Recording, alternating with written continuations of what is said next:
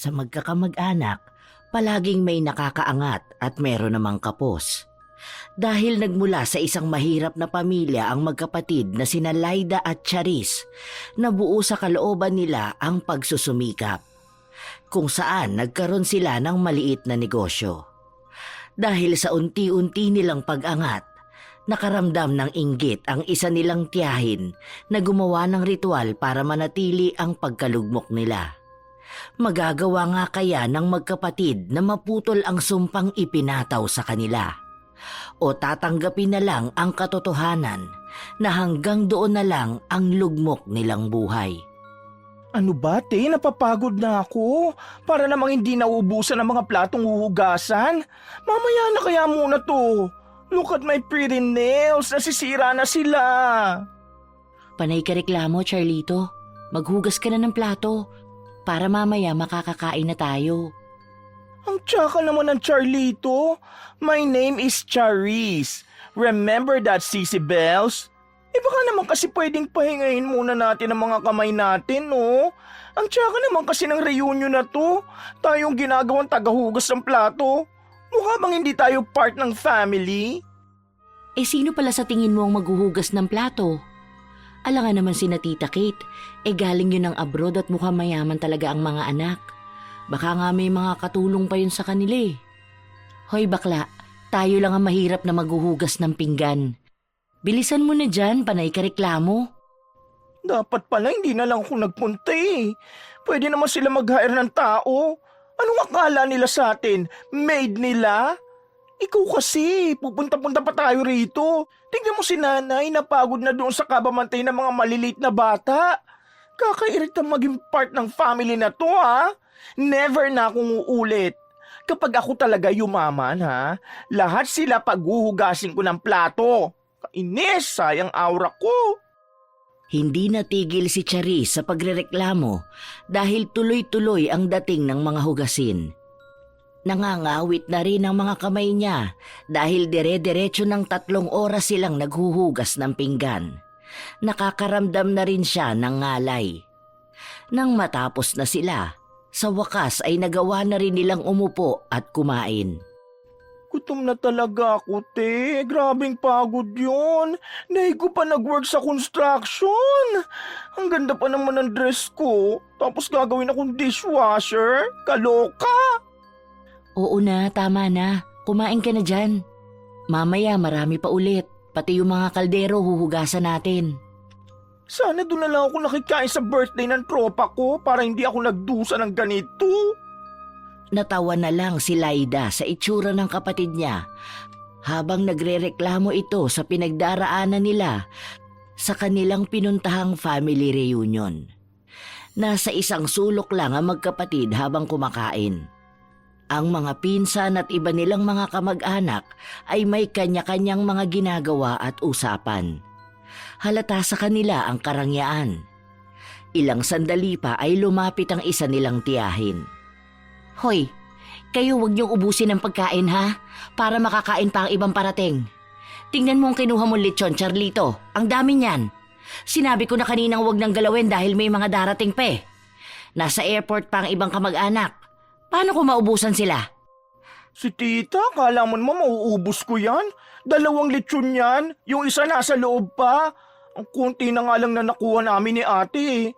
Pagod din po kami, ang dami namin hinugasan ng mga plato. Kakain po muna kami para naman makapaglinis pa kami mamaya.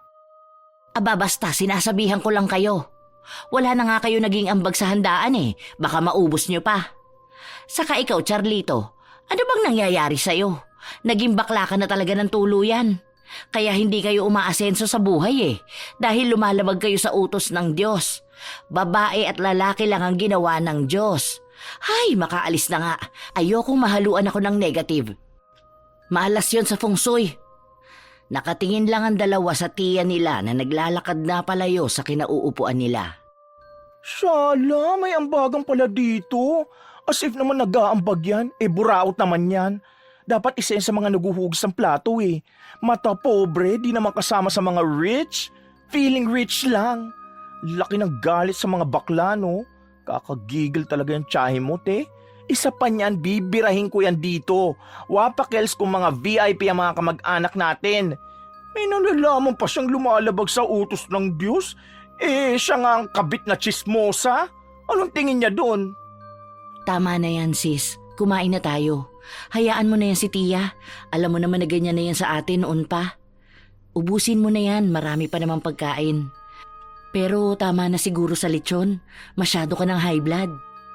Pinipilit ni Laida na pakalmahin ang kapatid niya dahil alam niya na kapag napikon nito, talagang makakapagsalita siya ng hindi maganda sa tiyahin nila. Sa buong araw, panay sila linis at paghuhugas ng plato. Ang iba rin nilang kamag-anak ay nagtatanong tungkol sa kanila. May mga mababait naman at may mga mata pobre. Ang Tia Lorna nila ang madalas na nagbibida ng kwento patungkol sa anak niya na nasa ibang bansa na pero nagpaparinig na nanghihingi ng pera dahil maliit pa lang ang pinapadala ng anak nito. Siya rin ang nangmamata sa magkapatid na pinagsasabay ang pag-aaral at ang pagnenegosyo. Sinasabi niya na halatang walang mararating ang dalawa. Mabuti na lang at nagagawa pang pigilan ni Laida ang kapatid. Pagod silang nakauwi dahil sa dami nilang nilinisan at hinugasang plato. Kinabukasan, maaga silang nagising para ayusin ang maliit nilang negosyo. Inaantok pa ako, te. Mamaya kapag natapos ko na to, idlip muna ako ha. May exam kami mamaya eh. Magpahinga ka na muna pala. Ako na rito. Mag-review ka na rin. Sige na, carry bells na to ni ate. Carry bells din naman ang beauty ko. Mamaya pa naman ang exam, tsaka patapos na ako mag-design ng cookies. Ikaw na ang magbalot ha. Magdadala ako sa school kasi ang daming order sa akin. Oo, tama yan. Ako rin magdadala sa office. Mabuti nga mababait sila doon, pinayagan ako magbenta kahit OJT pa lang ako. Kaya nga ang dami kong ginawa ngayon eh. Sana mapaubos natin, no? Para makabili na tayo ng bagong gamit. Go lang te, kaya natin yan. Pero grabe talagang pagod ko kahapon. Sobrang lala naman magpunta sa family reunion. Tapos nandun pa yung mga pet peeve mo. Diyos ko, sira talaga ang mood ko. Kuwang-kuha ni Tia Lor ng gigil ko, te. Pakialamera, hindi nga siya bumibili ng mga tinda natin eh. Panay siya sabing di tayo magiging successful sa buhay. Akala mo laki ng tulong niya sa atin. Tapos pinagyayabang niya yung anak niya. Sino doon nag-abroad, si Jessica? Uy, anong abroad? Baka nasa probinsya ka mo, nagtatago kasi buntis. Wag ako, te. Alam ko baho ng pamilya nila. Tanging pagtawa lang ang naging tugon ni Laida sa kapatid niyang panay ang reklamo. Sa paglipas ng mga araw, naging maayos ang takbo ng negosyo ng magkapatid. Nagagawa na nilang makabili ng mga gamit sa bahay na dati ay pangarap lang nila. Nagkaroon na sila ng mga taga-suporta na palaging bumibili ng maramihan. Mabuti naman at unti-unti nang gumagaan ang buhay natin. Nakakatuwa naman. Tingnan mo meron na tayong lugar para sa paggawa ng mga ibinebenta natin. Nagdagdag pa tayo ng products. Sa susunod nito, mas maraming tao pa ang makakakita ng mga tinda natin. Magkakaroon din tayo ng sarili nating shop. Kaya nga ate, tapos ang dami pa nagpapadala ng message sa akin na mag-o-order ulit. Yung iba gusto maging reseller at distributor. What if magtayo na tayo kahit na maliit na tindahan lang para magkaroon na talaga tayo ng sarili nating shop? Ano sa tingin mo? May napanood nga ako, tinatayo lang siya na booth. Magpagawa kaya tayo nun. Tapos dyan na lang natin ipalagay sa tapat. Mas maganda yun kasi malapit lang naman sa bahay. The question is, kung papayag ba si Tia Lorna na maglagay tayo ng tindahan sa tapat nila? Alam mo namang tsaka ng ugali nun. Paniguradong palalayasin tayo. Grabe kaya ang kadamutan nun. Dati nga nung mga bata pa lang tayo manggalang binibenta natin. Tinauba naman yung mesa. What more pa kaya ngayon? Ako na lang ang kakausap kay Tio Benny. Baka sakali kahit na saglit lang. Maganda rin kasi kung may pwesto tayo. Lalo na ngayong bakasyon, pwede tayo magdagdag ng kape o kaya shakes, di ba? Para mas mabilis tayong makaipon pambayad dun sa school na gusto mong pasukan. Tapos graduating na ako, makakatulong yun para sa gastusin. Try lang natin, te, kung papayagan tayo. Pero malakas talaga ang feeling ko na hindi yung papayag. Bakit kasi nasa likuran pa ang bahay natin? Tapos sa unahan pa sila Tia Lorna? Tapos masyado pa sakim sa pwesto? Kahit katiting ayaw ipahiram? Sige na, dito ka na muna. Ayusin mo yan lamesa ha, tapos may mga bagong deliver na plastic pambalot ng orders. Lalabas muna ako, kakausapin ko si Tio Benny. Pag dumating pala si nanay tapos wala pa ako, sabihin mo na may naluto na akong pagkain. Kumain na muna sila ni tatay ha. Umalis na rin kaagad si Laida matapos niya itong sabihin. Habang naglalakad siya papunta sa bahay ng Tio Benny nila, nasa lubong niya ang asawa nito. Ang matapobre nilang tiyahin na si Tia Lorna. Nag-aayos ito ng mga kalat sa harapan ng bahay nila. Ay hello po Tia, andyan po ba si Tio Benny? Baka po pwede po kayong makausap na dalawa. May ipapakisuyo lang po sana kami. Tungkol naman saan yan? Kung manghihiram kayo ng pera, aba, wala kaming maibibigay. Hindi kasi kayo magtrabaho, asa kayo ng asa sa amin. Masyado kayong pabigat. Hindi naman po tungkol sa pera, may trabaho po kami. Hindi rin po kami umasa sa inyo kahit na minsan. Makikisuyo po sana kami kung pwede kaming makipwesto dyan sa tapat ng bahay nyo. Habang bakasyon po sana gusto naming magtinda. Para po makaipon din kami ng pera para sa enrollment ni Charis. Ay hindi! Huwag niyong harangan ng daanan namin. Bakit hindi kayo maghanap ng pwesto nyo? Talagang dyan nyo pa gusto sa harapan namin ano? Para makaistorbo kayo. Saka magnenegosyo rin kami, huwag kayo rito. Kahit nakausapin mo pa si Benny, hindi rin yun papayag. Pansamantala lang naman po, Tia. Hanggat bakasyon pa po. Sisikapin po namin na hindi maging makalat ang tapat ng bahay ninyo. Kahit pa isang araw lang yan. Hindi pwede. Baka maagawan niyo pa kami ng negosyo. Magbubukas kami dyan sa susunod na araw ng tinda namin. Doon kayo, sa malayo. Ang aga-aga binibigyan mo ako ng stress. Basta kapag sinabi kong hindi kayo rito pwede, hindi kayo pwede. Magbayad na lang po kami ng renta. Para lang po maging malapit lang din po sa bahay. Anong gusto mong gawin ko sa barya na ibabayad mo sa akin? Mukha ba akong salat sa buhay para tumanggap ng barya? Hindi ka ba makaintindi ng hindi pwede? Sayang lang yung pinapasok mo sa school kung pabobo ka ng pabobo. Simpleng bagay na lang hindi pa maintindihan. Magnenegosyo kami. Hindi mo ba yun alam, ha? Alin ang mahirap intindihin doon? Sige po, Tia. Pasensya na po ulit kayo. Nagbaka sakali lang naman po ako eh. Salamat po ulit. Ayan, tama yan. Umalis ka na. Hinahaluan mo ng negative energy ang maganda kong araw. Nagpapamalas ka pa sa buhay namin. Wala nang nagawa pa si Laida. Umuwi siya sa kanila, bit-bit ang balita na yon. Ikinuwento niya sa kapatid niya ang naging asta ng kanilang tiyahin. Dahil natural na palaban si Charis, gusto niya sanang sugurin ang tiyahin niya. Ngunit pinigilan ito ng kanyang ate. Ayaw niya na magkaroon pa ng gulo. Huwag mo nang awayin. Hayaan mo na. Maghanap na lang tayo ng paraan. Pwede naman tayo magrenta kung sakali man may mahanap tayong maliit na tindahan. Basta mura lang para hindi rin tayo malugi. Magnenegosyo raw sila eh. Huwag na tayo makipagtalo. Malas yun sa mga plano natin. Hayaan na lang natin siya. Bingo na talaga sa akin niya si Tia Lorna. Akala mo naman talaga maaharangan yung bahay nila. Tingnan mo ha, ang inenegosyo niyan kaparehas ng sa atin. Ay, kilalang kilala ko na yan.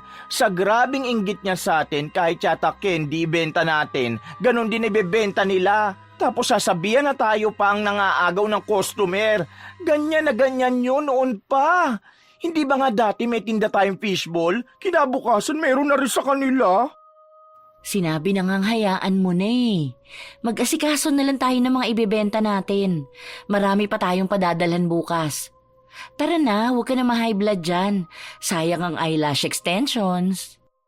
Kaya kupal masyado yun dahil pigil kayo ng pigil na birahin ko yun.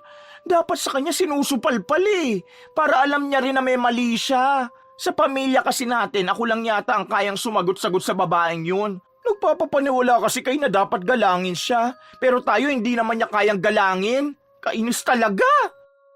Tama na sinabi, Charis. Kumalma ka na. Huwag na masyadong magpa-apekto, ha? Iniiwas ni Laida ang kapatid niya sa gulo. Dahil kapag nag-away-away, sila lang namang pamilya ang kawawa. Wala silang pera katulad ng tiyahin nila, kaya kung may gulo, sila lang palagi ang dehado. Dahil ilang beses na rin yun nangyari. Sa paglipas ng mga araw, nakahanap ng paupahan ng dalawa sa tapat ng bahay ng kaibigan ni Charis. Pinayagan silang magtinda doon at hindi naman sapilitan ang pagbabayad nila. Pero nagbibigay sila ng pera bilang konsiderasyon sa pag-abala nila. Grabe! Dinarag sana tayo ng mga tao! Ang daming customers! Hindi ko inaakala na ganito! Oo nga, at ang dami pang nakapila. Ano sa tingin mo? Kaya ba natin to? O mag-stop na muna tayo sa pagtanggap ng mga order? Mukhang may mga parating pa kasi. No, ate. Go tayo dyan kahit gaano sila karami. Andito naman si nanay Tinutulungan naman tayo. Sige na, kaya na namin dito. Antabayanan mo lang ha. Sabihin mo sa akin kung mag-stop muna tayo sa pagtanggap ng orders. Baka kasi mapagod ka rin sa kasi nanay. Normal na mapagod, te. Basta go mo lang lahat yan, kailangan natin doble kayod. Tandaan mo, marami tayong planong gawin, kaya walang karapatan ang mapagod, ha? Go lang sa lahat! Dagsa ang mga tao sa negosyo nila, kung saan mas malaki na ang naiipon nilang pera. Sa totoo lang ay hindi nila ito inaasahan. Dahil simpleng kapihan lang naman ang itinayo nila at maliit na tent lang ang meron sila. Pero mukhang pumabor sa kanila ang swerte kaya tuloy-tuloy ang mga customer nila. Nagpatuloy ang mga buwan na ganon sila kasikat hanggang sa nagpresenta na lang ang kaibigan ni Charis na ipaupa na ang dati nilang kantin na pwesto. Nalugi na kasi yun noon kaya nagsarado. Dahil sa dumaraming customers ng magkapatid, naisipan nila na magkaroon na sila ng mas maayos na pwesto dahil may sapat naman silang pera para rito. Pinagtulungan nilang pamilya ang pagsasaayos at pagpapaganda ng kanilang coffee shop. Ayan, ang ganda na ng itsura ng coffee shop natin. Akalain mo yun? Dati dinadala lang natin sa school ang mga binibenta natin. Tapos naisipan natin na magtayo kahit na maliit na pwesto para magbenta ng kape. Tapos ngayon meron na talaga tayong pwesto. Ang daming nag-aabang sa pagbubukas natin. Grabing swerte natin, no? Swerte at tiyaga talaga to, te. Ang dami nating sleepless night. Ang dami ko rin tigyawat. Nakakatuwa naman. Unti-unti na talaga nating natutupad ang mga pangarap natin. Oo nga eh. Sa susunod nito, makakapagpagawa na talaga tayo ng sarili nating bahay. Lilipat na tayo dun para naman hindi na rin magtrabaho sina nanay at tatay. At para hindi na rin tayo mukhang kawawa sa family reunion. Tignan lang nila sa susunod. Magiging parte na rin tayo ng mga VIP. Hindi na tayo nakatago sa kusina at naguhugas sa mga pinggan nila. Huwag kang ganyan. Kahit na maging successful tayo, dapat palagi tayong humble. Ang dami nating pinagdaanan na hirap. Hindi naman pwedeng maging katulad tayo ng mga taong kinaiinisan natin, di ba? Nung nakataas na sila, saka naman naging masama ang ugali. Kahit na anong mangyari, hindi tayo magiging ganon, okay? Ay wow, taray! Very down to earth ang atake ng ate ko. Siyempre hindi naman tayo ganun ka-bad person. Pero siyempre, limit lang tayo. Ang dami kaya mga kamag-anak natin na walang naitulong sa atin. Though, understandable naman sa iba kasi mahirap din sila. Pero yung mga mayayaman nating kamag-anak na palagi tayo minamaliit, lalo na yung child mo si Lorna, ay talagang ekis yung sa akin. Kahit na anong gawin nating kabutihan sa kanya, lahat minamasama niya. Hayaan mo na siya. Mas maganda pa nga ang kinalabasan nung hindi niya tayo pinayagan na pumuesto sa kanila eh. Kasi nakahanap tayo ng lugar na mas maganda. Huwag mo nalang pansinin. Huwag pansinin, halata namang daming inggit nun. O, diba sabi ko sa'yo magtatayo yun ng maliit na coffee shop? Gagayahin yung sa atin. Kaso nalugi, wala nagpupunta. Paano? Palaaway kasi siya. Very ma-attitude. Ay, yoko na nga lang mag-talk, baka makasaga pa tayo ng bad energy. Tara na, umuwi na tayo, te. Kahit nakakaramdam ng pagod ang magkapatid, masaya pa rin ang nararamdaman nila dahil unti-unti na rin nilang nakikita ang katas ng kanilang paghihirap.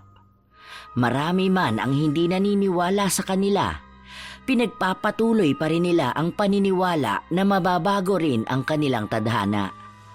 Ilang buwan ang lumipas, nanatiling matayog ang negosyo nila. Nagsimula na rin ang inggitan sa kanilang pamilya, lalo na sa tiyahin nila na pilit gumagawa ng paraan para bumagsak sila. Laida! Lumabas ka nga dyan, Laida! Laida! Oh, tiya, may problema po ba? Masyado pa pong maaga. Tulog pa po ang mga tao sa bahay. Bakit po? May nangyari po bang masama? Bukas na bukas mismo umalis na kayo rito. Bitbitin niyo lahat ng mga basura ninyo at ayoko nang makita pa mga pagmumukha ninyo. Po? Bakit po? Ano pong nangyayari? Bakit niyo naman po biglang naisipan na palayasin kami sa bahay namin? Babawiin ko na ang bahay na yan dahil dyan natitira ang anak ko pagbalik niya sa Pilipinas. Ipapaayos ko yan para may matirhan sila ng asawa niya. Lumayas na kayo bago ko pa kayo kaladkarin palayo rito. Bahay po namin to. Wala naman po yata kayong karapatan na paalisin kami rito. Ha? Kailan niyo pa naging bahay yan? Binigay sa amin yan ni tatay at dyan lang pinatira ang mga magulang mo. Masyado kayong abusado ha? Malaki na nga ang kinikita niyo sa negosyo niyo. Gusto niyo pang umangkin ang pag-aari ng iba. Ang kapal ng mukha ng pamilya niyo. Basta binibigyan ko kayo hanggang bukas para lumayas. Gusto niyo pa yatang kaladkarin ko kayo palayo. Siguro naman mas nakakahiya yun, di ba? Teka lang po. Ibinigay po ito ni Lolo kay Papa. May kasulatan po yun. Andun po ako mismo nung sinabi yun ni Lolo. Pumirma pa nga sila sa harapan ng abogado eh. Kaya wala po kayong karapatan sa bahay namin. Nagbabayad kami ng lupa dito. Ha? Matapang ka na ngayon, ha? Ganyan ba nagagawa ng pera sa pamilya ninyo? Sus, akala mo naman kung sino ka na para umastang ganyan? Nakatikim lang ng konting asenso, nagmamayabang na. Sa bagay, galing nga pala kayo sa isang kahig, isang tuka. Kaya nang makatikim ng kaunti, naging mga timawa na. Nasaktan ang dalaga sa mga salitang binitawan ng kanyang tiyahin. Lalo na at patungkol ito sa kanilang pamilya. Balak na sanang magsalita ni Laida nang dumating ang kapatid niya. Ay, ano nangyayari dito? Bakit ang ingay? Nagpapahinga ang tao eh. Ano pong problema, tiya? Huwag kang makialam ditong bakla ka. Basta bukas na bukas, lumayas kayo rito. Pauwi na ang anak ko at wala siyang titirhan. Huwag niyo ipagsiksikan ang pamilya niyo rito. Lumayas kayo at magpakalayo-layo. Ay, teka, bakit mo kami pinapaalis, ha? Bahay namin to. Bata pa lang kami, dito na kami nakatira. Pati ba naman tong malit namin pwesto? Gusto mo pang kamkamin? Hoy, mahiya ka naman, Lorna. Huwag masyado makapalang face mo. Charis, tama na. Huwag kang ganyan magsalita kay Tia Lorna. Ay, bakit ako mahihiya sa kanya? Bakit? Siya ba nahiya sa atin? Masyado siya matapobre, porket walang lumalaban sa kanya. Hindi kami alis dito. Bahay namin to. Hanapan mo ng bahay ang pokpok mong anak. Uuwi-uwi siya ng lalaki niya, wala pala siyang bahay. Walang yakang bakla ka? Bastos ka! Wala kang karapatan na pagsabihin ng ganyan ng anak ko. Palibasa, bakla ka kasi. Kasalanan ka sa Diyos. Ay, ano pong tingin niyo sa inyo? Banal-banalan? Hindi ba nasa utos din ng Diyos ang huwag makiapid sa asawa ng iba? Hindi nagsalita si Lorna. Agad niyang hinigit ang pamangkin. Bumaon pa ang kuko niya sa mukha nito at sa kanya sinabunutan. Aray ko, ano ba? Bitiwan mo ako, nasasaktan ako! Tiya, tama na po! Bitiwan niyo po ang kapatid ko! Hindi sinasadya ni Laida na mapalakas ang pagtulak niya sa tiyahin nila na nagdulot para matumba ito. Dahil sa nangyari, mas lalong nakaramdam ng galit ang Tia Lorna nila. Pinagmumura sila nito at pinagbabato ang bahay nila. Dahil yero lang ang pader nila, gumawa yun ng ingay sa lahat. Madaling araw pa lang kaya nabulabog ang mga kapitbahay. Hindi tumitigil sa pagwawala si Lorna hanggang sa nilapitan ito ng mga anak at asawa niya. Doon na siya nagsimulang magpaawa. Kinakausap ko lang naman sila tungkol sa paglipat nila ng bahay, pero nagawa pa akong saktan. Tapos binastos pa ako ng bakla na yan. Walang modo mga batang yan. Hindi ko alam kung paano pinalaki ng mga magulang nila. Hindi po kami ang may kasalanan ha. Kung kinakausap niyo po sana kami na maayos, hindi po yung duduruhin niyo kami at ipapamukha na mahirap lang kami. Pinagtatanggol lang namin ang pamilya namin. Oh, nakita niyo na? Anong klaseng kabastusan yan? Halatang walang gabay ng mga magulang. Sayang lang ang pinag-aralan kung bastos naman. Halatang walang mararating sa buhay. Pag-usapan na lang po natin to ng maayos. Hindi naman kasi talaga maganda ang inaasta nyo sa amin. Pinapalayas nyo kami kaagad sa bahay namin nang hindi man lang dumadaan sa maayos na usapan. Tingnan mo mga anak mo, Allen. Ganyan mo ba dinidisiplina ang mga yan? Isang walang modong bakla at isang santa-santita na nasa loob ang kulo. Anong klaseng mga magulang kayo? Hinahayaan yung maging ganyan ang mga yan. Mga pariwara. Nagtangka na magsalita si Charis para sagutin ang tiyahin nila. Pero napigilan siya sa paghawak sa kanya ng ate niya. Dahil gising na rin naman ang mga kamag-anak nila. Kinausap sila ng mga ito, kasama ang Tio Benny nila. Doon nila nalaman na wala naman palang sinasabi ang Tio Benny nila na palayasin na sila doon. Bigla lang itong naisipan ni Lorna dahil nalaman niyang magpapaayos ng bahay ang mga ito. Mas kinakampihan mo pa sila ngayon? Saan mo naman patitirahin ang anak natin? Kaya nga nila magpaayos ng bahay Dapat kaya nilang lumipat sa iba. Pinagpipilitan ng kanilang Tia Lorna na palayasin ang pamilya ni Laida. Pero katulad nga ng sinabi ng dalaga, may hawak silang papel na nagpapatunay na sila ang may-ari ng bahay. Kaya kahit na anong pilit ni Lorna, hindi sila pwedeng basta lang paalisin sa bahay na yon. Dahil sa pagpupumilit ng tiyahin, umabot na ang usapan nila sa barangay kung saan si Laida pa rin ang nanalo nang ipakita nila ang kopya ng kasulatan. Dahil sa nangyari, mas lalong nagalit sa kanila ang kanilang Tia Lorna. Siguro naman masaya na kayo na napahiya na ako sa lahat. Pero tandaan ninyo, hindi pa rin ako titigil dahil dapat lang na mapalayas kayo rito. Mga toxic kayong kamag-anak, mga binago ng pera. Sige, namnamin nyo lang yung kasikatan ng negosyo nyo.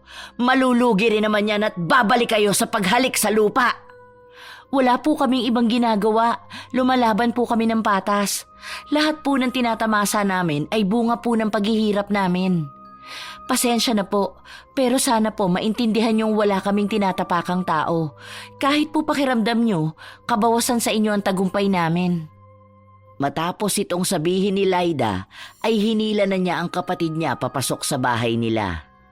Hindi lang siya makapaniwala na ang daming masasakit na nasabi sa kanila ng tiyahin nila kahit na wala naman itong alam sa mga pinagdaanan nila. Dapat kasi hindi mo na ako pinigilan magsalita kanina sa barangay Talagang supalpal sa akin yon. Gigil na gigil talaga ako kanina nung sinabi niyang walang pinag-aralan sila nanay. Bakit? Ano bang tingin niya sa sarili niya? May pinag-aralan? Ang kapal ng mukha niya. Hayaan na lang natin. Wala rin naman tayong mababago Kahit anong gawin natin, yun pa rin ang tingin nila. Sikapin na lang natin na mag-focus sa business natin. Tapos saka tayo mag-ipon para makakuha ng bahay malayo sa kanila. Ang hirap magkaroon ng toxic na kamag-anak. Takot na takot malamangan no? Konting pag-angat lang ng tao, tingin na nila kalaban. Hindi ba dapat matuwa pa siya dahil nagiging maayos na ang buhay natin? Ay, oo nga pala. Paano nga naman siya matutuwa sa atin? Malaki tayong hadlang sa kanya kung sakali. Ay, talaga, kakalbuhin ko yan. Kainis! Bakas pa rin ang galit kay Charis. Hindi niya matanggap na maraming masasakit na salitang paulit-ulit na sinasabi sa pamilya nila. Ang isa sa hindi niya matanggap ay ang apihin ang mga magulang nila na para bang basura lang ito sa kanilang angkan. Naging tahimik ang lahat noong pinasarado na ni Laida ang isang pinto kung saan daan papunta sa bahay ng tiyahin nila. Hindi na sila nakikita ng mga ito at hindi na rin nila naririnig ang mga hinaing nito na ang iba ay patungkol sa kanila. Naging abala rin ang magkapatid sa kanilang negosyo. Wait a moment. Look who's here, ate. Andyan ang devil mong tiyahin. Tingnan mo, ang sama pa ng tingin sa mga customers natin. Naku, baka dito pa yung manggulo, ha? Hindi ko yan naatrasan talaga. Baka buhusan ko pa yung mainit na kape. Charis, tumigil ka na. Makakasira sa negosyo natin yan. 'Di ba? Positive vibes lang tayo. Ako na ang kakausap sa kanya. Ayusin mo na lang 'tong mga orders sa atin. Inirapan lang ni Charis ang tiyahin niya na naglalakad palapit. Si Laida naman ang humarap dito. Nginitian niya pa ito bilang simbolo ng paggalang. Tia, napasyal po kayo rito. Bibili po ba kayo? Hindi. May negosyo rin kaming ganito dyan lang sa tabi. Tiningnan ko lang kung anong pinagkakaguluhan ng mga tao rito sa loob ng shop nyo. Ang pangit naman ng style at for sure pangit din ang lasa ng kape. Mas maayos pa sa amin. Ewan ko na lang kung hindi maubos ang mga tao na to at mapunta sa amin. Ah, sa inyo pala yung bagong tayo na coffee shop sa may gilid. Ang ganda nga po eh. Nakita ko po nung napadaan ako. Congrats po pala sa bago niyong negosyo. Congrats? Congrats ka dyan. Halata namang naiinggit ka lang sa ganda ng coffee shop namin eh. Baka nga sa susunod gumaya na kayo. Inggitera pa naman at gaya-gaya kayo. Walang originality. Ngiti lang ang ibinahagi ni Laida. Wala siyang panahon para patulan ng tiyahin niya na halatang gusto lang siyang magalit. Bago umalis ang tiyahin, siniraan pa nito ang magkapatid sa mga customer nila. Sinabi niyang hindi sila magtatagumpay sa buhay dahil masyadong masama ang ugali nila. Na ang mga taong mapagmataas ay hindi pinagpapala ng Diyos. Sa mga araw ng pagbubukas ng bagong negosyo ni Lorna, nananatiling namamayagpag pa rin ang sa magkapatid. Kahit na anong gawin niya, hindi niya matapatan kung ano ang tinatamasa ng dalawa. May mga paninira rin na ginagawa ang tiyahin patungkol sa kanilang kapihan, pero nananatiling tikom ang bibig ng magkapatid. Ayan ate, nakaipon na tayo para sa pagkuha ng bahay. Ano, titignan na ba natin? Hindi ko pa alam. Baka itabi na muna natin to. Kailangan pa natin magbayad sa tuition mo. Graduating na ako kaya feeling ko malaki ang magagastos natin. Tapos lilipat ka pa ng school. Marami tayong mailalabas na pera. Kaya siguro isang tabi na lang muna natin ang bagong bahay. Kasi kapag nakapagtapos na tayo sa pag-aaral, mas madali na yun. Isipin mo may maganda na tayong trabaho, tapos may negosyo pa tayo. Baka mas magandang bahay pa ang makuha natin. Well, so true naman. Baka nga makabili pa tayo ng mansyon. Total mga princess na rin tayo. Ayaw nga pala, may kasalanan ka sa akin ha. Bakit hindi mo sinabi sa akin na si Tia Lorna may-ari ng coffee shop sa kabila? Girl, bakit mo tinago ha? Nang matapos na mag-ayos ang magkapatid ay umuwi na rin sila. May dala pa silang pasalubong sa kanilang mga magulang na pagsasaluhan nilang magpapamilya. Nang makauwi sila, nakita nila ang tiyahin nila na nasa bahay. Ano pong ginagawa niyo rito, Tia? Baka mga away ka na naman. Wala kaming panahon, Tia. Hindi naman. Gusto ko lang sana kayong makausap. Kaya nga naghintay talaga ako na makauwi kayo eh. Tungkol po saan? Pansin ko kasi na lumalakas na ang benta namin sa coffee shop. Tapos umuunti naman ang sa inyo.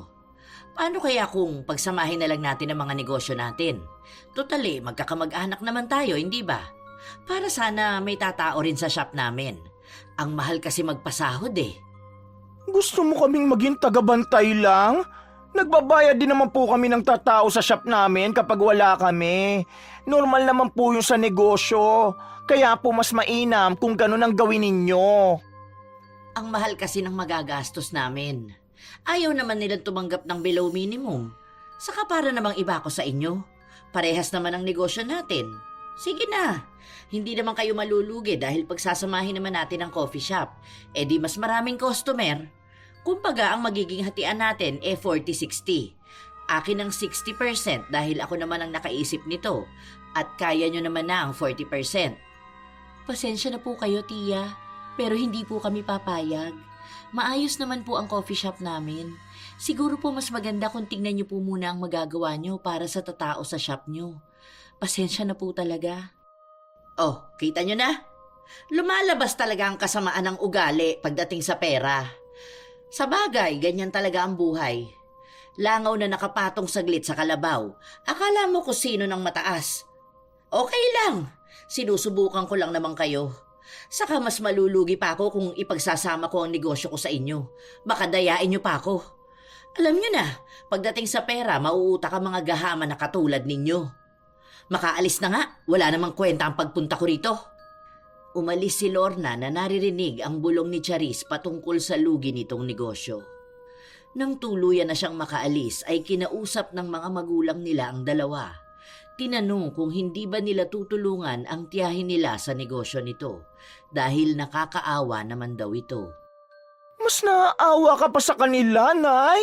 Naawa po ba sila sa atin nun? Uutakan lang po kami niyan. Parang hindi na po kayo nadala sa kanila eh. Hindi po ba nagsimula rin kayo ng negosyo noon kasama siya? Tapos ang nangyari wala kayong nakuha na kahit na magkano? Ang sabi pa nalugi sila, pero nakuha naman nila lahat ng pera. Ni hindi nga po nila tayo tinulungan nung walang-wala po tayo eh. Matatanda na po kami, kaya alam na namin ang mga pinaggagawa nila sa atin. Naalala ko pa noon, New Year noon. Wala tayong kuryente dahil naputulan tayo dahil sa kagagawan din nila.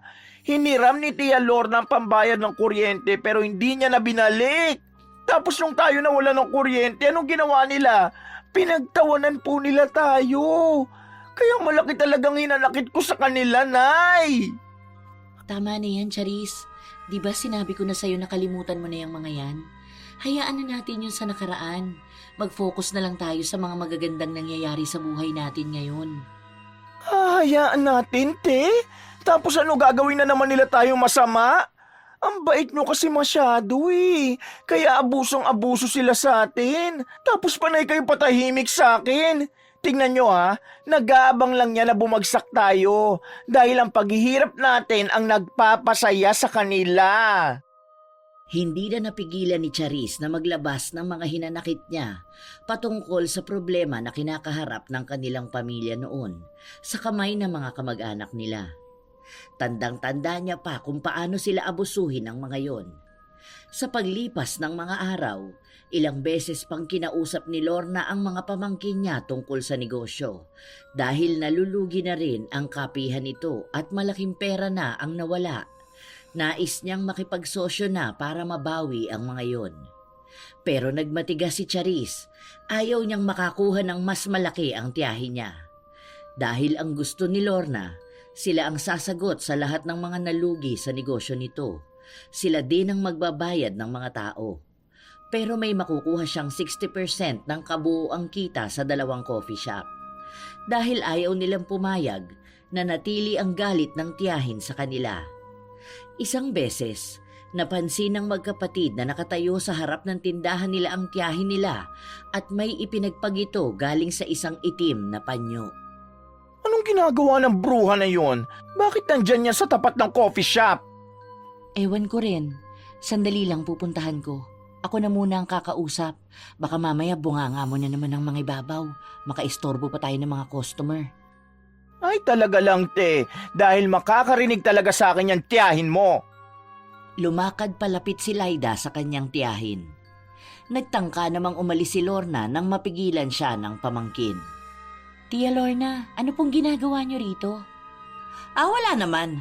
Nagsarado na kasi ang negosyo namin. Ingat na lang kayo malapit na ang sa inyo. Sige, aalis na ako. Good luck na lang ha. Baka kasi biglang dumating ang karma nyo, mabilis pa naman yun mga labet. Ngayon pa lang naiisip ko na kung paano kayo magiging kawawa. Ano pong ibig niyong sabihin? Wala naman. Basta, good luck na lang sa inyo. Sana makaya nyo pa yung isalba. Mapait na ngiti lang ang ibinahagi ng tiyahin bago ito tuluyang umalis sa harapan ng dalaga. Pagtataka ang mababaka sa mukha ni Laida habang inuunawa ang pagbabanta na yon. Simula ng araw na yon, malakas na ang kutob niya na may masamang ginagawa ang tiyahin sa negosyo nila. Lumilipas din ang mga araw kung saan unti-unting nalulugi ang negosyo nila. Nawala na ang mga tao na madalas magpunta sa kanila. Halate, ano nangyari sa negosyo natin? Maayos naman to ng mga nakaraang araw Nalulugi na tayo. Ang laki ng mga bills na dapat nating bayaran, tapos yung rent pa rito. Naibayad ko na sa tuition natin yung pera Hindi na tayo makalikom pa ng extra. Wala na tayong choice kundi ang magsarado. Magsasara na tayo ng coffee shop natin? Try natin, te. Baka kaya pa tumahilot. Isip tayo ng ibang way para makaakit ng customers. Ano, te? Huwag natin ito isuko basta-basta. Sayang to. Wala na tayong magagawa. Kailangan nating pansamantalang bitawan to. Kapag nagtagal pa tayo rito, mababaon tayo sa utang. Mas malaki pa ang binabayaran natin kaysa kinikita natin.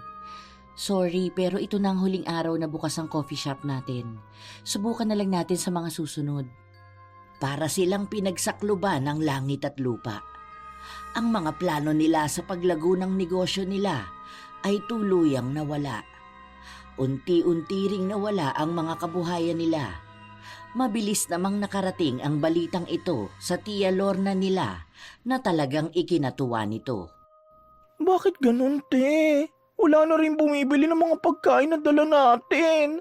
Samantalang ang lakas natin nun. Ano yun, Magic? Bigla na lang nawala? Luging-lugi na tayo, nakakaloka. Hindi ko nga rin alam. Nauubos na rin ang ipon natin, tapos bayaran na naman ng bills. Hindi ko na alam kung anong nangyayari. Parang lahat na lang ng mga ginagawa natin may humaharang na kung ano. Kasi walang natutuloy. Kung matuloy man palaging palpak. Hindi ko na alam.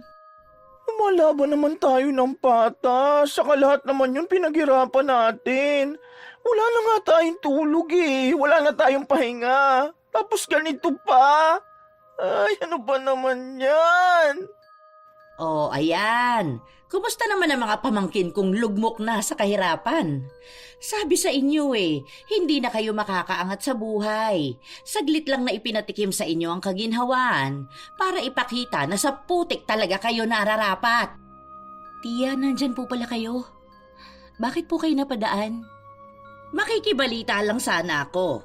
At totoo nga ang nakarating sa akin. Luging-lugi na ang negosyo nyo. Nakakatuwa namang malaman yun. Deserve nyo naman talaga yun. Paano? Masyado kayong mayayabang. Tama lang yan. Diyan lang kayo. Maging mahirap lang habang buhay. Hindi po to panghabang buhay. Alam ko po na pagsubok lang to sa amin. Kung makikibalita lang po kayo para magdiwang sa pagbagsak namin, mas maganda po kung umalis na lang po kayo rito. Ayan, ganyan na ganyan yun. Kasi nga malas naman talaga ang pamilya ninyo. Ipinanganak ba naman kayo ng mga magulang ninyong mangmang? Ganyan talaga ang mangyayari sa inyo. Kaya hindi ako magtataka kung sa susunod, magmamakaawa na kayo sa bahay para humingi ng tulong sa akin. Pero ito ang tatandaan ninyo. Kahit na lumuhod pa kayo sa harap ko, hindi ko kayo tutulungan. Tama lang yan sa inyo. Masyado kasing mataas ang tingin nyo nung nakakaangat kayo Talagang magdiriwang ako sa pagbagsak nyo. Kasi masarap makitang lumalagapak kayo. Ayun naman pala di magpa-party ka sa bahay nyo. Charis, tama na yan. Tia Lorna, sana naman po maging mindful po kayo sa mga sinasabi nyo. Ang dami pong pinagdaraanan ng pamilya namin. Hindi naman po kami nanggugulo sa inyo. Kaya po utang na loob po.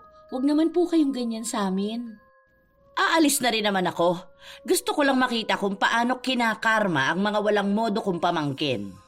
Ano, manlilimahid na naman ang kahirapan sa inyo. Magmumukha na naman kayo mga batang yagit. Hay, makaalis na nga rito. Baka makasaga pa ako ng bad energy. Ang sabi pa naman, iwasan ang mga toxic na tao ngayon taon. Tumaas pa ang kilay ni Lorna habang naglalakad siya palayo sa bahay ng mga pamangkin niya. Ang dalawang magkapatid naman ay nakakaramdam ng pagkalungkot dahil mismong kadugupan nila ang tuturing sa kanila ng ganyan. Ang mismong nag-aabang ng pagbagsak nila. Habang lumilipas ang mga linggo, nananatiling matumal ang kahit na anong negosyo na gawin ng magkapatid. Kahit na sa paghahanap ng trabaho, nahirapan sila. Dahil dito ay nauubusan na sila ng ipon.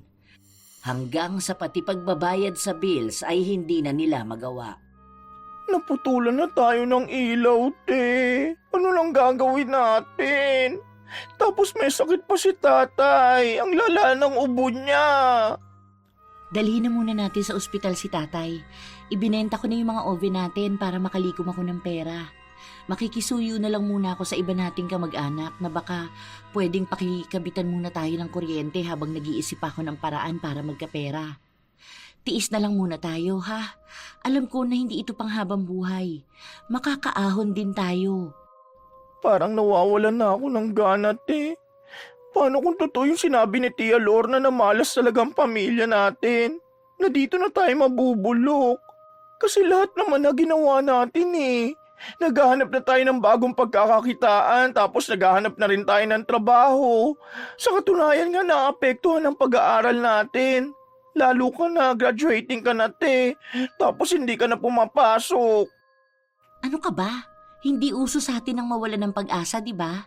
Kaya natin to. Huwag tayong magpapadala sa mga naririnig natin, okay? Umayos ka nga dyan, Charlito. Para kang hindi si Charissa. Pilit na pinapalakas ni Laida ang loob ng kapatid niya. Kahit na maging siya ay pinanghihinaan na ng loob. Katulad ng sinabi ni Laida, ibinenta na nila ang iba nilang mga kagamitan sa kanilang dating negosyo. Nakabayad sila ng ilang mga bills at nakabili ng gamot ng kanilang tatay. Pero habang tumatagal ay lumalala rin ang sakit nito at mas lalo silang nangangailangan ng pera. Nanghiram na ako kina Tita Miles. Wala naman daw siyang maibibigay ngayon dahil nagpapagawa sila ng bahay. Yung iba naman na nasa abroad, hindi naman ako sinisin. Graduation mo na sa susunod na buwan, te. Tapos si tatay may sakit pa.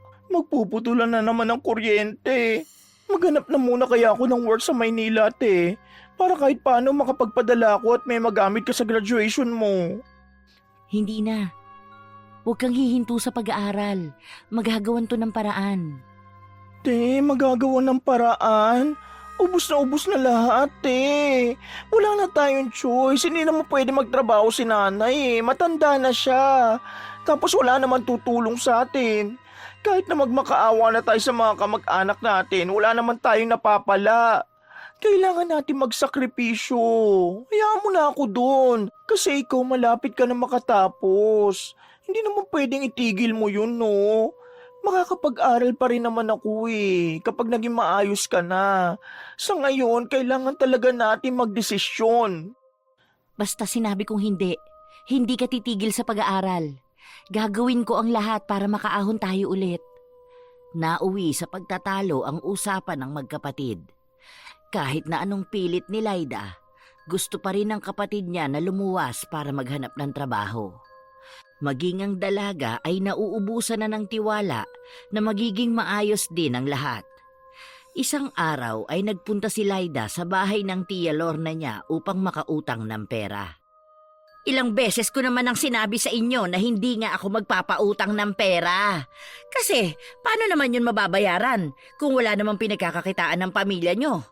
Gusto nyo pa ako mahirapan sa paniningil sa inyo eh. Stress na nga ako, dadagdagan nyo pa. Kailangan lang po ng pambili ng gamot ni tatay. Ilang araw na lang po kasi yung gamot niya na nasa bahay eh. Babayaran ko rin po kaagad kayo kapag nakakuha na po ako ng trabaho. Naghahanap din po ako ng paraan para kumita. Sige na po, Tia. Parang awa niyo na po. Kailan pa yung pinapangako mo sa akin kapag pumuti na ang uwak? Ayoko! Wala akong maitutulong sa inyo. Mas mabuti pa, umalis ka na rito. Para naman po kay tatay eh. Kailangan niya lang po talaga ng gamot. Maawa na po kayo. Ay, wala akong pakialam kahit mamatay pa yung tatay mo. Mas mabuti pa nga kung ganon dahil wala na kayong magiging pasanin sa buhay. Ay siya, subukan nyo sa ibang kamag-anak kung may kayang tumulong sa inyo. Basta ako, ayoko. Wala naman ako makukuhang garantiya na babayaran nyo ako eh. Buti sana kung ibibigay mo sa akin ang papel ng bahay nyo. Baka yun, mapag-isipan ko pa. Sandaling natahimik si Laida sa sinabi ng tiyahin niya. Wala na siyang ibang pagpipilian. Yun na lang talaga ang kaya niyang gawin. Pumayag si Laida sa kagustuhan ng kanyang tiya Lorna. Kinuha niya ang papel ng bahay nila upang pautangin siya nito. Inilihim niya rin ito sa kanyang mga magulang at lalo na kay Charis. Alam niya kasi na tututol ang mga ito sa desisyon niya, pero desperada na siyang makalikom ng pera para sa kanyang ama. Oh, hanggang 2,000 lang ang kaya kong ipautang sa'yo. Bayaran mo yan within 3 days ha? Kung hindi mo yun magagawa, hindi mo na mababawi ang papel ng bahay nyo. Kaya ako na ang may karapatan sa lahat. Wala ka nang magagawa doon. May kasunduan na rin tayo. Nakita mo naman pinapirma kita sa kasulatan. Bakit po 2K lang? Ang sinabi niyo po sa akin, 10K po na babayaran ko within 1 year. Yan po ang usapan natin. Bakit po biglang nagbago? Hindi na, nagbago na ang isip ko. Baka mamaya inuutakan mo lang ako. Mukha pa namang gahaman sa pera ang pamilya nyo. Sige na, lumayas ka na rito. Baka mamaya magbago pa ang isip ko. Pabalagbag na isinarado ni Lorna ang pinto habang naiwan si Laida na problemado. Ang pera na hawak niya ay sapat lang pambili ng gamot ng kanyang ama. Wala na silang bigas at wala na rin silang makakain. Parang pinagbagsakan ng langit at lupa si Laida habang naglalakad siya pa uwi. Hindi na rin niya mapigilan na umiyak. Habang naglalakad siya, may isang babae na lumapit sa kanya. Isa raw itong manghuhula. Dahil kapansin-pansin na problemado si Laida, nag-alok ang babae na hulaan siya nito. Pasensya na po, Nay. Wala po ako maibabayad sa inyo eh. Ang dami ko pong dapat pagkagastosan ngayon. Sorry po talaga. Hayaan niyo po kapag nagkaroon po ako ng sapat na pera, pupuntahan ko po kayo. Nagsabi ang babae na hindi na niya kailangan magbayad dahil huhulaan siya nito ng libre. Inabot ni Laida ang palad niya kung saan sinabi sa kanya ng matandang manghuhula na may isang tao na naiinggit sa kanya at gumagawa ng hindi maganda. Nasa ilalim ng sumpa ng kulam si Laida at kagagawa nito ng isang taong may labis na galit sa kanya. Sigurado po ba kayo? Paano po nangyari yun? May kinalaman po ba yan sa pagkalugi ng kabuhayan namin? Sumagot ng oo ang matandang babae. Dahil sa labis na inggit na nararamdaman ng babae sa pag-angat nila, gumawa ito ng ritual para mapabagsak sila. Kaya lahat ng kamalasan ay napupunta na sa kanya at hanggat hindi nawawala ang kulam, kahit na anong gawin niyang pagsusumikap, hindi siya makakaahon. Umuwi si Laida na bitbit ang mga sinabi ng matandang babae sa kanya. Sinabi niya rin ito kaagad sa kapatid niya. Feeling ko talaga si Tia Lorna yun. Kasi naalala mo yung may pinapagpag siya sa tapat ng coffee shop natin? Di ba pagtapos nun nagkanda malas-malas na tayo? Hindi naman tayo pwedeng mambintang basta-basta. Kamag-anak natin siya. Bakit naman niya yun gagawin? Mali natin baka may ibang tao na gumagawanan sa atin. Tama na yung maang-maangan mo. Alam mong inggit na inggit yun kapag may taong nakakaangat. Kaya nga galit yun sa success ng ibang tao. Paano pa kaya sa atin? Hindi nga tayo tinuring na kamag-anak nun. Ano daw pwedeng gawin para matigil ang sumpa? Kailangan nating maligo ng tubig na may asin sa loob ng 9 na araw at tuloy-tuloy. Cleansing daw ang tawag doon para mawala ang kapit ng malas sa atin. Tapos hindi natin pwedeng punasan yung tubig. Dapat patutuyuin natin yun sa katawan natin. Tuwing umaga yun at hindi lalagpas ng 8:00. Tapos tuwing Biyernes daw dapat magpausok tayo ng insenso. Nagsabi pa siya sa akin na para magkaroon tayo ng proteksyon sa mga inggit, dapat may garapon tayong naglalaman ng asin tapos may dahon ng laurel. Kapag daw nagtubig yung asin, ibig sabihin, inaabsorb no ng negative energy na binibigay sa atin ng isang tao na may inggit. Ayun pala eh. Dapat simulan na natin agad. Ginawa ng magkapatid ang payo sa kanila. Sa unang 2 araw, doon na sila nakaramdam na para bang may nagbabago na. Dahil hindi na ganon kabigat ang pasa nila. Nagsisimula na ring magkaroon ng offer na magandang trabaho kay Laida kahit na hindi pa siya tapos sa pag-aaral. Kinuha niya yon kasabay sa pagsisimula ulit nila ng negosyo. Ngunit nang napansin ng Tia Lorna nila na nagkakaroon na naman sila ng kabuhayan, nagtungo ito sa bahay nila kasama ang barangay. Hoy! Lumabas nga kayo dyan sa hawla ninyo! Yes, what's happening? Bakit po kayo sumisigaw, Tia? At bakit po may mga kasama kayong taga-barangay? May nangyari po bang masama? Ayan, may kasama na akong barangay para palayasin kayo rito sa bahay na to. Bibigyan ko lang kayo ng ilang oras para hakutin ang mga basura ninyo. Ito na naman po ba tayo sa pagpapalayas nyo sa amin? Nagharap-harap na po tayo nun sa barangay, hindi po ba? Oo, noong hindi ko pa hawak ang papel ng bahay na ito. Ito, nakikita mo ba to? Hawak ko na ang papel. Ibig sabihin, ako na ang may-ari ng bahay nyo. Kaya pwede na kayo lumayas ngayon na. Hindi pa naniwala si Charis noong una, kaya napatingin siya sa ate niya na hindi nagsasalita. Ano yan, te? Bakit hawak ni Tia Lorna ang papel ng bahay? Paano nangyari yun? Siguro ninakaw mo yan dito, no? Kaya pala palagi ka nasa bahay. May bala ka palang kunin sa amin. Inggitera ka na nga, magnanakaw ka pa. Bakit hindi mo tanungin ng magaling mong ate kung paano to napunta sa akin? Nangutang kasi ako sa kanya at kinailangan na bayaran ko siya matapos ang 3 araw. 4 araw ngayon. Magbabayad naman ako pero mamaya ko pa kasi makukuha ang pera. Tia, baka po mapag-usapan pa natin to. Kahit hanggang mamayang gabi po. Tutubuan ko naman po ang inutang ko. Ay nako, hindi na. Natapos na ang usapan natin.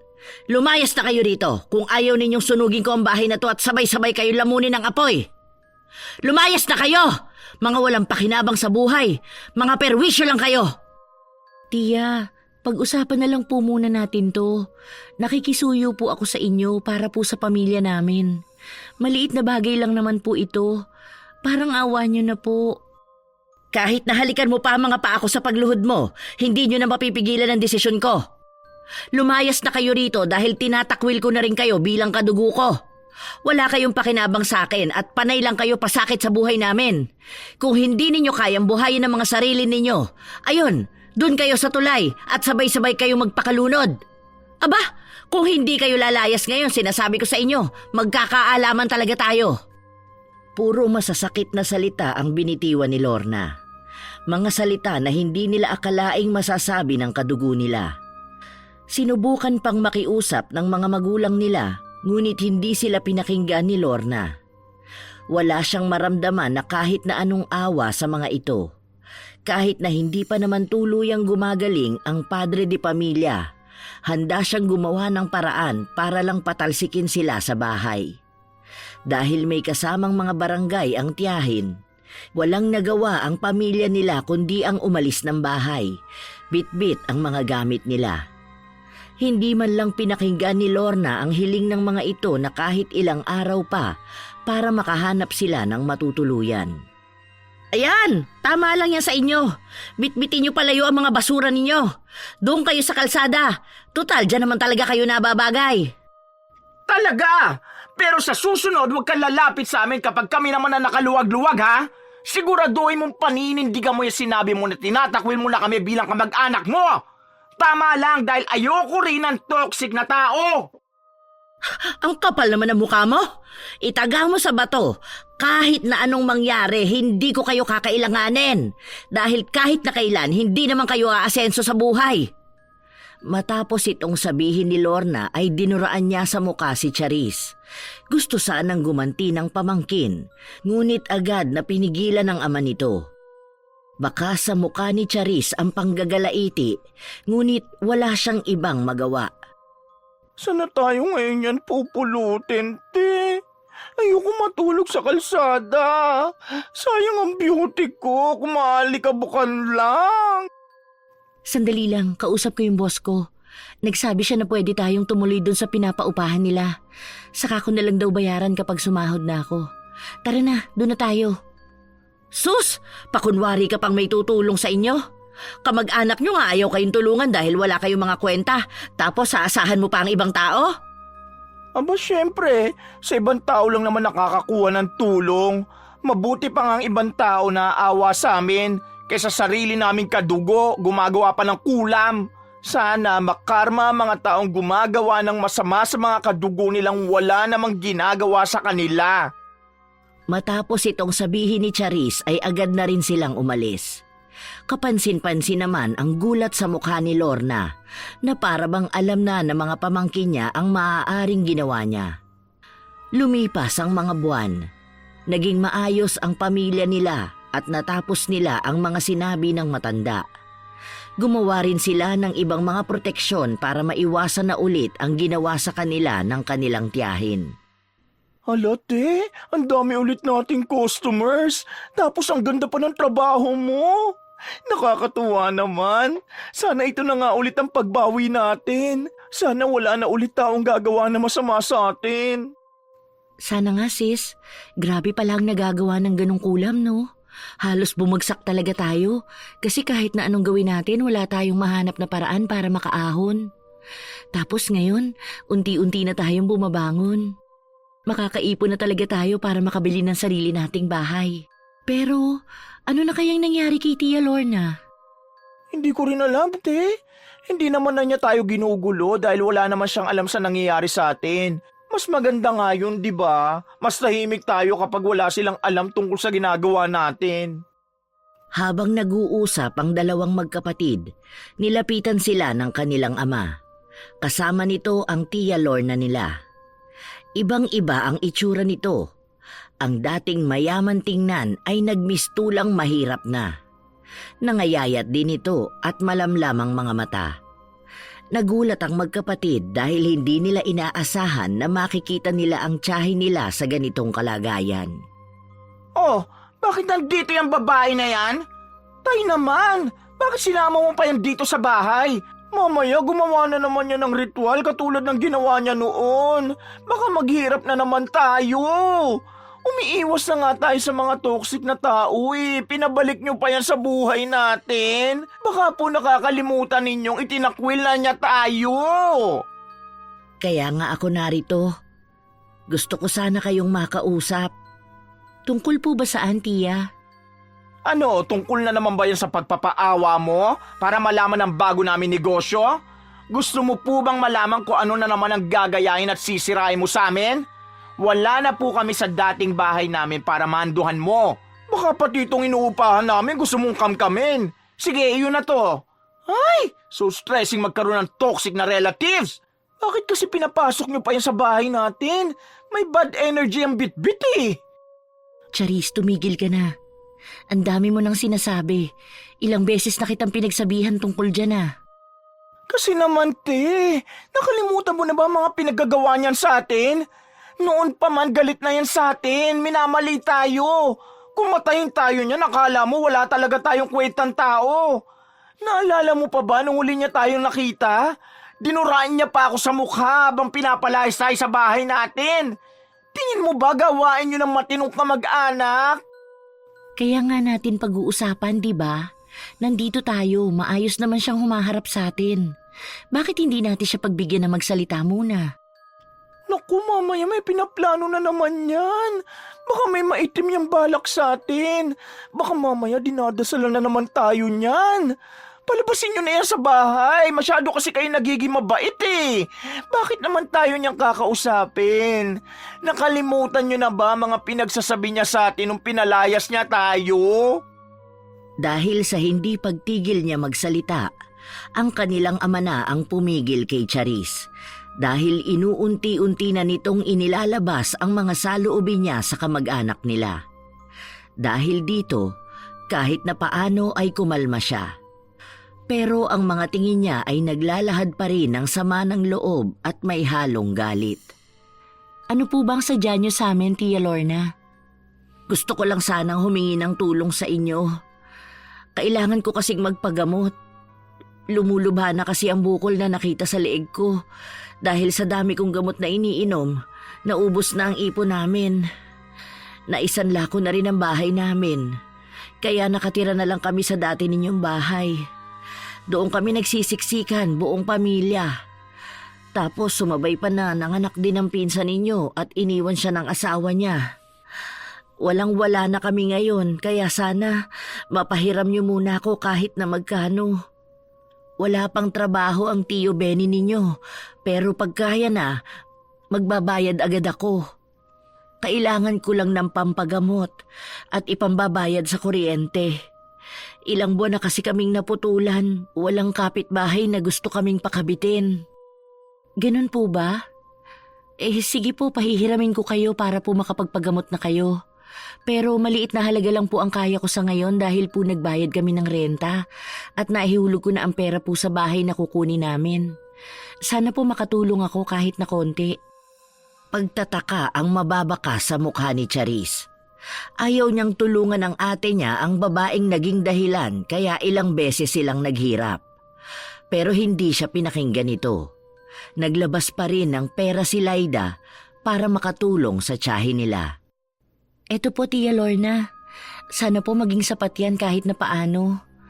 Oo nga po pala, kung wala kayong bigas, pwede po kayong kumuha sa bigasan na tinda namin. Saka nyo na lang po bayaran kapag nakaluwag-luwag na po kayo. Sa ngayon, ayan lang po ang kaya ko kasi nagbabawi pa lang po kami. Maraming salamat sa'yo, Laida. Kahit na ilang beses kitang tinanggihan noon sa paghingi mo ng tulong sa akin, hindi ka nagdamot. Patawarin mo ako sa mga nagawa kong kasalanan sa inyo. Kayo lang ang tumulong sa akin na kamag-anak. Kayo pa yung mga pinagtabuyan ko noon. Patawarin ninyo ako. Wala na po yun. Pero may isang bagay lang po akong gustong itanong sa inyo. Totoo po ba na pinakulam nyo ang negosyo namin? Hindi kaagad sumagot si Lorna. Nakatingin lang siya kay Laida na mukhang alam na ang kasagutan sa mga itinanong nito sa kanya. Huwag mo na pong tangkaing itanggi, Tia. Alam na po namin ang ginawa ninyo. Hanggang kailan niyo po ba gustong itago ang pagkakamaling ginawa niyo? Nakakahiyamang sabihin. Pero, oo. May kakilala ako namang kukulam, kaya humingi ako ng tulong sa kanya. Dahil nakikita kong umaangat na kayo sa buhay, pinili kong pabalikin kayo sa paghihirap. Hindi ko akalain na lahat pala ng mga ginagawa ko babalik sa akin. Ngayon, lahat ng kamalasan ako na ang sumasalo. Nahihiya nga akong lapitan kayo at hingan ng tulong, pero kayo na lang ang tanging naiisip ko na makakatulong sa akin. Ang iba kasing kamag-anak natin, hindi na ako kinakausap. Doon ko lang napagtanto na mali pala ako dahil mabubuting tao kayo. Kaya kayo pinagpapala. Mas pinapangunahan ako ng inggit. Patawarin niyo sana ako. Hayaan na po natin yun. Sana po natuto na po talaga kayo sa mga ginagawa ninyo. Hindi po sa lahat ng pagkakataon palagi kayong nasa itaas. Pinapatawad na po namin kayo. Sana po gumaling kayo at makabawi sa lahat ng mga nawala sa inyo. Maraming salamat talaga, Laida. Hindi ko akalain na kayo pa ang makakatulong sa akin. Ang akala ko, ipagtatabuyan niyo ako katulad ng ginawa ko sa inyo noon. Pasalamat ka, may awa ang ate ko. Pero, carry bells na rin? At least natuto ka na mag-sorry ngayon. Huwag mo na isipin yung mga nagawa mo noon. Ang isipin mo na lang kung paano ka makakapagbago ngayon. Walang humpay na humingi ng tawad ang tiyahin nila sa mga nagawa sa kanila nito noong mga panahong sila ang nangangailangan ng tulong. Doon lang din kasi napagtanto ni Lorna na ang buhay ay hindi palagi sa kanya papabor. Lalo na kung nasimulan na niyang gumamit ng itim na mahika upang pabagsakin ang iba. Kahit na gaano pa karami ang pera nila, mabilis itong mauubos kapag karma na ang sumingil. Marami siyang nagawang mali sa kadugo niya, na nag-iisang tumulong sa kanya sa kabila ng mga galit nila. Nang matapos yun, umuwi na si Lorna at naiwan ang magkapatid na nag-uusap. Grabe, no?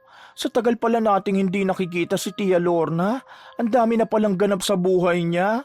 Naghirap na siya, nagkaroon pa ng sakit. Samantalang dati ang lakas-lakas niya pa. Tapos sa sobrang dami nilang pera, halos hindi niya na alam kung saan yun gagamitin. Kaya madalas sa mali niya nagagastos. Pero super damot niya kapag dating sa atin, no? Tapos parang isang pitik lang, ang bilis kinuha sa kanya lahat. Kaya nga ako naaawa sa kanya. Kahit naman ang dami niyang nagawa na mali sa atin, kadugo pa rin naman natin siya. Sana lang gumaling na siya at maging maayos na rin ang pamilya niya. Pati nga raw mga anak niya hindi na nakakapag-aral ngayon. Tapos si Jessica, yung anak daw niya may diferensya pa nung ipinanganak. Tapos iniwan pa ng asawa. Iniisip ko pa lang ang pinagdaraanan nila. Hindi ko na mapigilang maawa. Hindi pa naman sila sanay sa hirap. O, diba? Sabi sa'yo, buntis lang si Jessica eh. Hindi totoo nag-abroad. Tapos ngayon iniwan ng asawa. Ay, yan ang mahirap kapag masyadong mapagmataas ang isang tao. Panay pa sabi niya nung family reunion na malaki ang sahod ng anak niya sa abroad. Tapos nakapangasawa ng afam. Yung pala mahirap na ang napangasawa, manloloko pa. Grabe niya ipagyabang yung kayamanan nila nun, no? Nakala mo hindi mauubos. Kaya nga dapat manatili tayong humble. Dapat hindi tayo magbabago ng pera. I mean, kahit na maging marangya tayo, hindi tayo maging kasing damot ng mga taong minsan nating hiningian ng tulong. Kasi hindi man natin matamasa ang karma sa ngayon, for sure darating yun sa mga panahon na hindi natin inaasahan. Iba maningil ang karma, talagang biglaan. Kaya ikaw, iwasan mo rin yung pagiging matabil ng dila mo, ha? Baka mamaya magaya ka sa mga kinaiinisan natin. Panay ka pa naman rant sa mga mayayabang nating kadugo. Mabait naman ako, te. But sometimes, hindi ko mapigilan ang bibig ko manlait. Pero always remember, ha? Pwede maging mabait pero bawal maging tanga na papagamit lang sa mga tao lagi, ha? Dahil panigurado na kikilalanin lang tayo ng mga kamag-anak natin kapag meron tayo. Pero baliwala kapag walang-wala tayo. Nagtawanan lang ang magkapatid habang pinag-uusapan nila ito. Habang lumilipas ang mga buwan at taon, mas lalong nagiging matayog ang naaabot ng magkapatid. Nakuha na nila ang pangarap nilang bahay. Nakapagtapos sila ng pag-aaral at nagsimula ng palaguin pa ang kanilang negosyo. Ang Tia Lorna naman nila ay patuloy na nagpapagamot. Tinutulungan din nila ito. Sila na rin ang kumuha ng isinanlang bahay ng tiyahin nila upang makabalik ang mga ito sa kanilang bahay. Ayos ah. Parang nung last family reunion, nasa kusina tayo at hirap na hirap sa paghuhugas ng plato.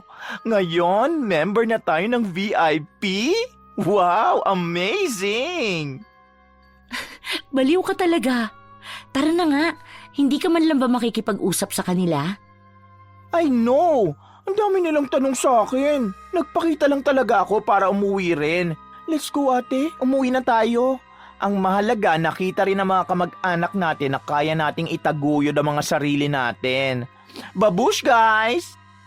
Umalis ang magkapatid sa harapan ng mga tao na minsan silang tiningnan bilang mga basura. Alam nilang malayo pa ang lalakbayin nila para sa tagumpay na gusto nila. Pero hanggat masaya at sama-sama ang pamilya nilang inaabot ito, walang imposible. Napagtanto nila na tama lang na hindi nila sinukuan ang mga pangarap nila at kahit na kailan ay hindi mananalo ang isang tao kapag mas nananaig sa kanya ang inggit. Dahil kahit saan man makarating ang isang inggitera ay palaging umuuwing sawi.